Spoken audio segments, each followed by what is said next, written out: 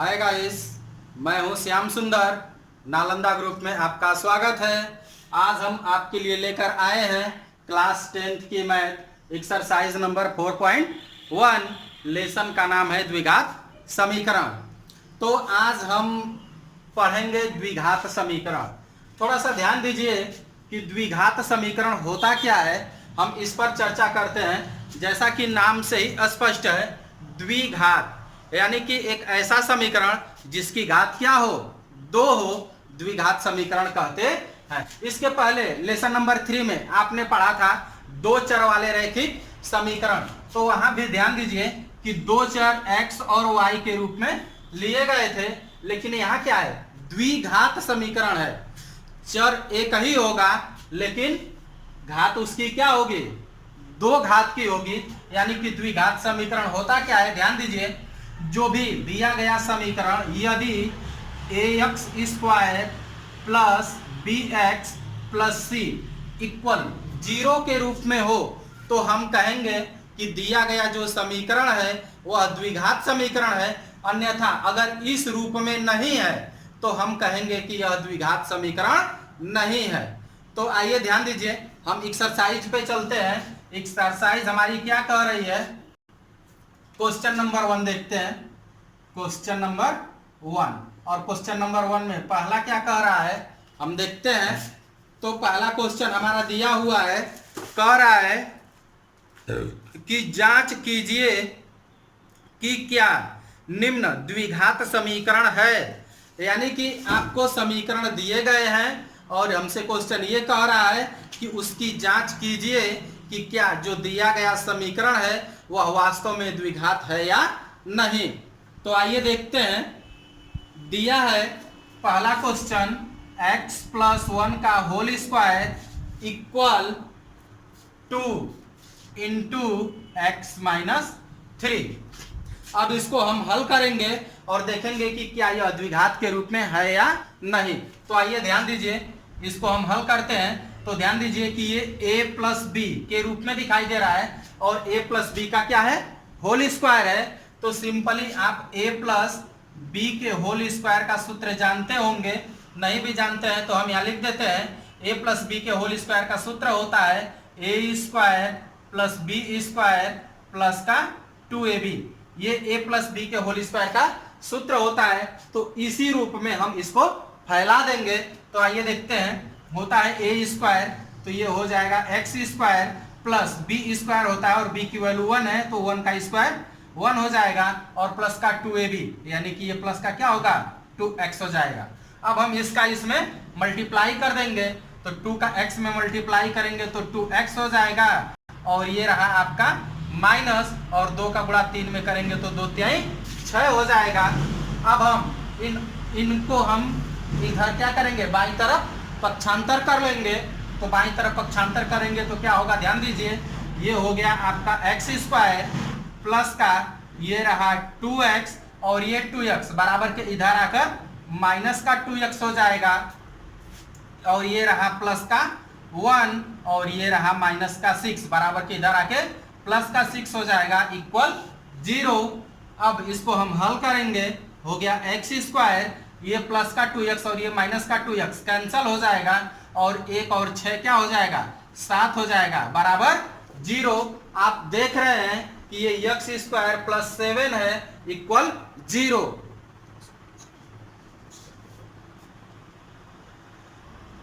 तो इसको आप पा रहे हैं कि यह इसकी घात x की क्या है, 2 है। तो इसका मतलब कि यह द्विघात समीकरण है। अब आपके मन में एक प्रश्न और चल रहा होगा कि अभी हमने कहा है कि द्विघात समीकरण हमारा तभी होगा जब यह ax square plus bx plus c equal 0 के रूप में होगा। तो ध्यान दीजिए कि यहाँ x की वैल्यू क्या है, x का गुणांक नहीं है, केवल अचर पद है, लेकिन x की घात 2 है। अधिकतम घात को ही हम लेते हैं, यानी कि x की घात 2 है, इसलिए हम कहेंगे कि यह द्विघात समीकरण है। अब आइए देखिए इसी का दूसरा क्वेश्चन। इसका दूसरा क्वेश्चन क्या कह रहा है, दिया है x square minus 2x, x square minus 2x equal दिया है -2 और फिर दिया है थ्री माइनस एक्स। अब इसको भी हम इसी तरह से हल करेंगे, तो हल कर दीजिए। एक्स स्क्वायर हो गया -2x और -2 का गुणा 3 में करेंगे तो -6 हो जाएगा, और -2 का गुणा x में करेंगे तो +2x हो जाएगा। अब देखिए ये हो गया एक्स स्क्वायर, ये बराबर के इधर आकर माइनस हो जाएगा, तो ये पहले से ही -2x है, और ये -2x और ये -6 बराबर के इधर आकर क्या हो जाएगा +6 इक्वल 0। इसे हल कर दीजिए, ये -2x जुड़ जाएगा, तो ये -4x हो गया, +6 इक्वल 0। यह आप देख रहे हैं कि ax square -bx plus c के रूप में है। इसका मतलब यह भी हुआ कि यह भी जो दिया गया समीकरण है वह द्विघात समीकरण है। अब देखिए तीसरा क्वेश्चन इसी का क्या कह रहा है। तीसरा क्वेश्चन दिया हुआ है x-2, फिर दिया हुआ है x+1 इक्वल x-1 और x+3। इसको भी हम हल करेंगे और देखते हैं कि क्या यह द्विघात समीकरण है या नहीं। तो x का x में गुणा करेंगे तो ये हो जाएगा x स्क्वायर, x का 1 में करेंगे तो ये हो जाएगा x, -2 का x में करेंगे तो -2x, और -2 का 1 में करेंगे तो -2। इसी प्रकार अब इसका इसमें गुणा करेंगे, x का x में करेंगे तो x स्क्वायर, x का 3 में करेंगे तो +3x, और -1 का x में करेंगे तो -x, और -1 का 3 में करेंगे तो -3। तो आप देख रहे हैं कि ये x स्क्वायर और ये x स्क्वायर पक्षांतर करेंगे तो कैंसल हो जाएगा। फिर अब देखिए ये x और ये -2x हल करेंगे तो -x होगा, और ये -2 ये हो जाएगा आपका +2x और -3। तो ये बराबर के जब हम इसको उधर ले जाएंगे तो 2x और 1x ये जोड़कर क्या हो जाएंगे 3x, और ये -2 को बराबर के उधर ले जाएंगे तो ये हो जाएगा +2, यानी कि -2 में +2 जब ऐड होगा तो ये हो जाएगा -1 इक्वल 0। आप देख रहे हैं कि यहाँ x की घात 2 नहीं है, तो इसका अर्थ यह हुआ कि यह जो दिया गया द्विघात समीकरण है, जो दिया गया समीकरण है वह द्विघात नहीं है। तो ये 3 क्वेश्चन हमने बता दिया, जिसमें कि आप देख रहे हैं कि पहला और दूसरा क्वेश्चन द्विघात यानी कि 2 घात के रूप में है, और ये तीसरा क्वेश्चन आप देख रहे हैं कि इस x की क्या घात है, एक ही घात है, तो यह द्विघात समीकरण नहीं है। इसी प्रकार बाकी के आप इसमें 8 क्वेश्चन दिए हुए हैं, 5 क्वेश्चन को हल कर लीजिएगा। अगर कोई भी आपको प्रॉब्लम महसूस होती है तो उसे आप हमें कमेंट बॉक्स में बताएंगे और उसकी वीडियो हम बनाकर आपको दे देंगे। अब हम चलते हैं क्वेश्चन नंबर 2 पे। तो आइए देखिए ये क्वेश्चन नंबर दूसरे का क्या कह रहा है। कह रहा है कि निम्न स्थितियों को द्विघात समीकरणों के रूप में निरूपित कीजिए। यानी कि ये जो इबारती प्रश्न हमें दिए गए हैं इनको केवल द्विघात समीकरणों के रूप में बनाकर छोड़ देना है, हल नहीं करना है। तो आइए देखिए पहला क्वेश्चन हमारा क्या कह रहा है। कह रहा है कि एक आयताकार भूखंड का क्षेत्रफल 528 वर्ग मीटर है, क्षेत्र की लंबाई मीटरों में चौड़ाई के 2 गुने से 1 अधिक है। हमें भूखंड की चौड़ाई ज्ञात करनी है। तो आइए ध्यान दीजिए, मान लेंगे कि माना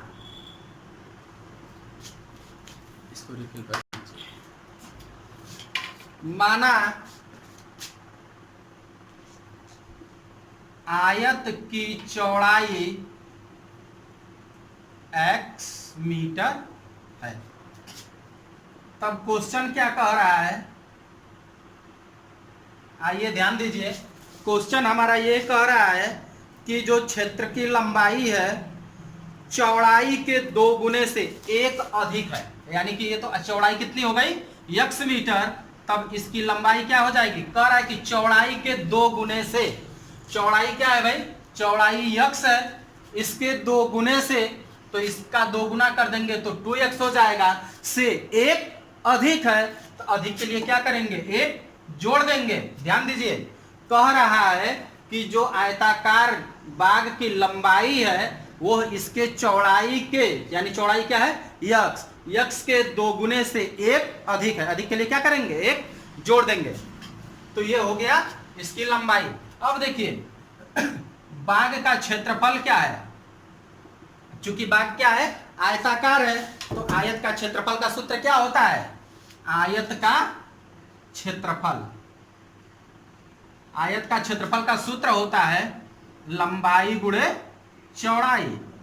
तो लंबाई क्या निकाली गई है, ये 2x + 1, और चौड़ाई क्या है, यक्स मानी गई है, तो ये हो गया यक्स। अब इसका इसमें हम गुणा कर देंगे और इसको हल कर लेंगे, जो कि यह क्षेत्रफल, जो आयताकार बाग का क्षेत्रफल है वह 528 वर्ग मीटर है, 528 वर्ग मीटर दिया हुआ है। तो ये बराबर हो जाएगा 528, इसको हम हल करेंगे तो आइए देखिए यक्स का गुणा जब 2x में करेंगे तो ये हो जाएगा 2x स्क्वायर प्लस यक्स का 1 में करेंगे तो ये हो गया x इक्वल हो जाएगा 528। तो ये हो गया 2x स्क्वायर और प्लस का x और ये पक्षांतर कर देंगे, माइनस का हो जाएगा 528 इक्वल 0। अब आप देख रहे हैं कि यह द्विघात समीकरण बनकर हमारा तैयार हो गया। देखिए ये x का गुणांक क्या है, 2x है, और x की घात कितनी है, 2 है। यानी कि हम जब भी द्विघात समीकरण पहचानेंगे तो सबसे पहले यह ध्यान देंगे कि x के पावर अधिकतम घात कितनी लगी हुई है। तो x के पावर अधिकतम अगर 2 घात है तो हम कहेंगे कि दिया गया जो समीकरण है वह द्विघात समीकरण होगा। तो इस चीज को आप ध्यान दीजिएगा, इसको आप नोट करिए, फिर इसके दूसरे क्वेश्चन के साथ हम आपसे मिलते हैं।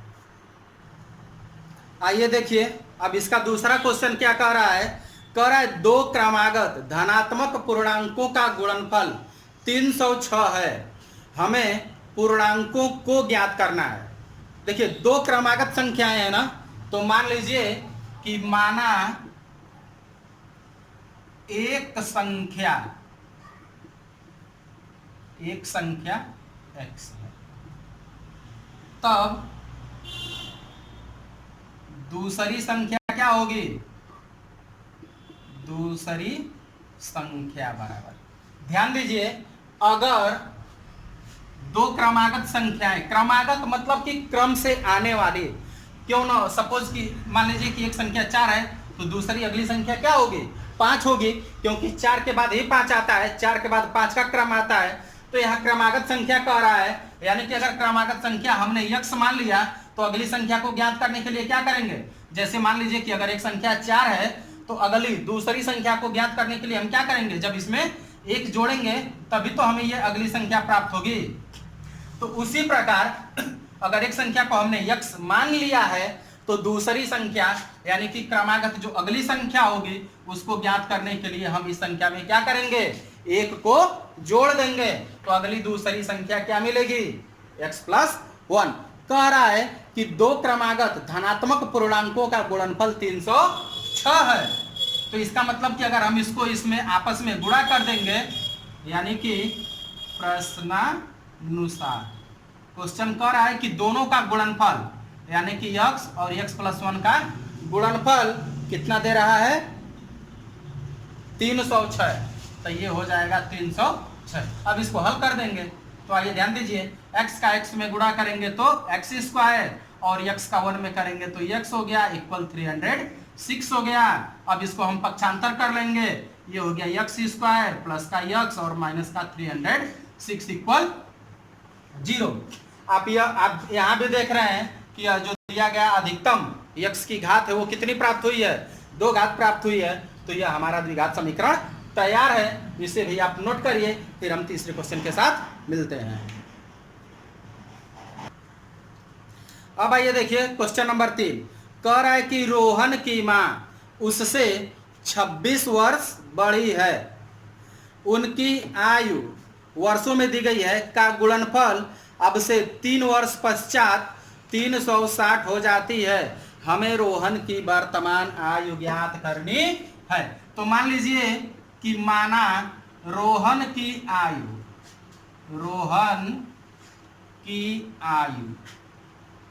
कितनी है, x वर्ष है। तब उसके माता की आयु कितनी होगी, ध्यान दीजिए, माता की आयु। कह रहा है क्वेश्चन कि रोहन की माँ उससे 26 वर्ष बड़ी है, यानी कि रोहन की जो माँ है वो रोहन से कितने वर्ष बड़ी है, 26 वर्ष बड़ी है। तो रोहन की आयु कितनी है, x वर्ष है। तो उसके माता में अगर हम माता की आयु ज्ञात करने के लिए रोहन की आयु में अगर 26 जोड़ दें तो उसकी माता की आयु क्या होगी, पता हो जाएगी। यानी कि तब माता की आयु कितनी हो गई, x + 26 ईयर या वर्ष।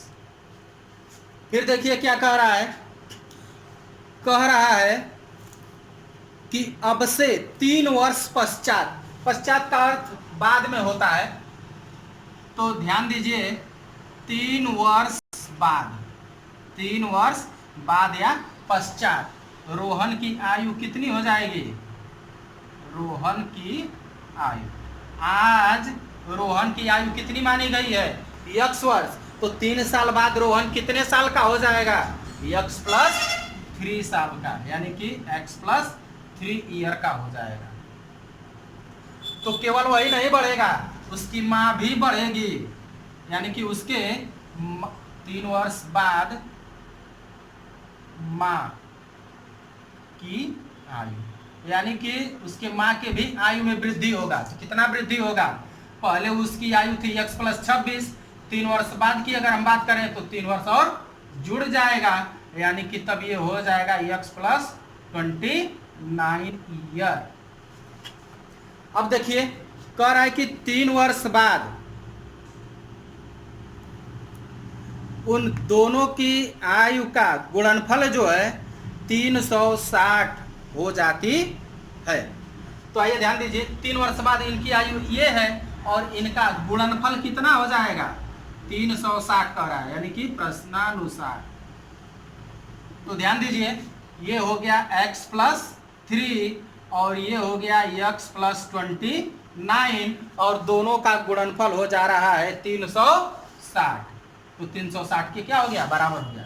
अब हम इसको हल कर लेंगे, यानी x का x में गुणा करेंगे x² हो गया, x का 29 में गुणा करेंगे 29x हो गया, 3 का x में गुणा करेंगे 3x हो गया और 3 का 29 में गुणा करेंगे तो 3 9 27, 2 और 3 दूना के 6 2 8, 3 9 27, 2 3 दूना के 6 2 8, ये हो गया प्लस इक्वल हो गया 360। तो आइए ध्यान दीजिए, इसको अब हम क्या करेंगे, ऑरेंज कर लेंगे। तो ये हो गया x², 29 में 3x जुड़ जाएगा तो 29 और 3 32x हो जाएगा और ये प्लस का 87 ये इधर आकर माइनस हो जाएगा, 360 बराबर 0। तो ये हो गया x² प्लस का 32x और ये हो जाएगा माइनस का, घटा दीजिए, 10 में से 7 घटा देंगे तो 3 हो जाएगा और 5 में से यानी कि 15 में से 8 घटा देंगे तो 7 हो जाएगा और ये हो गया 273 बराबर 0। तो ये अभी क्या हो गया, हमारा द्विघात समीकरण बनकर तैयार हो गया। इसे भी आप नोट करिए, फिर हम अगले और लास्ट क्वेश्चन के साथ मिलते हैं। अब आइए देखिए क्वेश्चन नंबर 4, कह रहा है कि एक रेलगाड़ी 480 किलोमीटर की दूरी समान चाल से तय करती है। यदि इसकी चाल 8 किलोमीटर प्रति घंटा कम होती तो वह उसी दूरी को तय करने में 3 घंटे अधिक लेती। हमें रेलगाड़ी की चाल ज्ञात करनी है। तो आइए मान लीजिए कि माना रेलगाड़ी की चाल, रेलगाड़ी की चाल बराबर, चलिए u किलोमीटर प्रति घंटा मान लेते हैं। रेलगाड़ी की चाल हमने क्या मान लिया, u किलोमीटर प्रति घंटा। कह रहा है कि रेलगाड़ी 480 किलोमीटर की दूरी समान चाल से तय करती है। तो देखिए कि 480 किलोमीटर की दूरी को u किलोमीटर प्रति घंटा के दर से तय करने में कितना समय लगा। तो समय बराबर क्या होता है, आप जानते हैं कि समय बराबर होता है दूरी बटे चाल। तो दूरी कितनी है, 480 किलोमीटर, 480 80 किलोमीटर और चाल को क्या माना गया है, u किलोमीटर प्रति घंटा। तो समय कितना लग गया, इतने घंटा, यानी कि 480/u घंटा। फिर देखिए क्या कह रहा है कि यदि इसकी चाल 8 किलोमीटर प्रति घंटा कम होती, यानी कि इसकी दूसरी शर्त कह रहा है कि अगर रेलगाड़ी की चाल 8 किलोमीटर प्रति घंटा कम होती, कम के लिए हम क्या करेंगे, घटा देंगे, और किससे कम होती, पहली चाल से, यानी कि पहली चाल u थी, चलिए 8 किलोमीटर प्रति घंटा हमने क्या किया, कम कर दिया, तो अब इसकी चाल कितनी हो गई, u माइनस 8 किलोमीटर प्रति घंटा। फिर क्या कर रहा है, तो वह उसी दूरी को तय करने में 3 घंटे अधिक समय लेती, यानी कि अब इस चाल से चलेगी तब कितना समय लगेगा, ध्यान दीजिए, तो समय बराबर होता है दूरी बटे चाल, तो 480 बटे चाल क्या हो जाएगी, u माइनस 8 घंटा। अब इतना घंटा लगेगा, यानी कि यह समय अधिक है इसकी अपेक्षा, तो कह रहा है कि यह जो अधिक समय ले रही है, कितना अधिक ले रही है, 3 घंटे अधिक समय ले रही है, यानी कि तब समय बराबर क्या हो जाएगा, अगर इस समय में से इसको हम घटा दें तो क्या होगा, 3 के बराबर हो जाएगा, यानी कि 480 बटे u माइनस 8 माइनस हो जाएगा 480 बटे u। कितने का अंतर हो रहा है दोनों समयों में, 3 घंटे का, तो 3 घंटा ये इक्वल हो गया।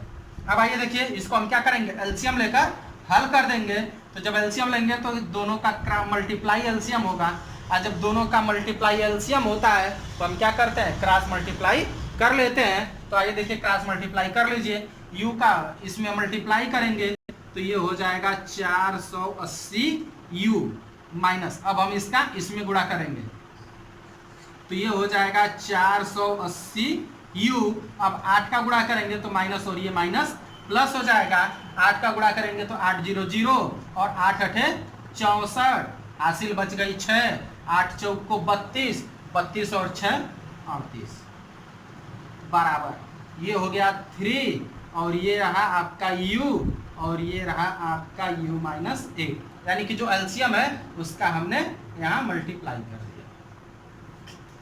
तो इसको अब हम क्या करेंगे, घटा लेंगे, देखिए ये माइनस और ये प्लस कैंसल हो गया, ये बच गया आपका 3840। अब इसका इसमें मल्टीप्लाई कर लेंगे, यानी 3u का u में मल्टीप्लाई होगा तो ये हो जाएगा 3u², और इसका इसमें गुणा करेंगे तो माइनस 3/24, और ये हो गया u। तो ध्यान दीजिए, ये रहा आपका 3u² माइनस का 24u, और ये बराबर के उधर जाकर माइनस हो जाएगा 3840 बराबर 0। ध्यान दीजिए, हम दोनों पक्षों में क्या करेंगे कि 3 से भाग दे देंगे, इसलिए कि सभी कट जाएंगे, तो 3 से भाग देंगे तो ये क्या हो जाएगा, u², ये 8 बार में कट जाएगा, माइनस 3 से भाग देंगे तो 3 एकम में 3, और 3 दूना के 6, बच गया कितना 2, और 3/24 बराबर 0। तो ये हो गया हमारा द्विघात समीकरण। इसी के साथ ये लेसन आपका समाप्त होता है। ये एक्सरसाइज नंबर 4.1 आज फिनिश हो गई। बाकी जो हमने 5 क्वेश्चन को छोड़ा है उसको आप हल करेंगे, कमेंट बॉक्स में आप उसका हमें आंसर जरूर बताएंगे। तब तक के लिए धन्यवाद, गुड बाय, नमस्कार।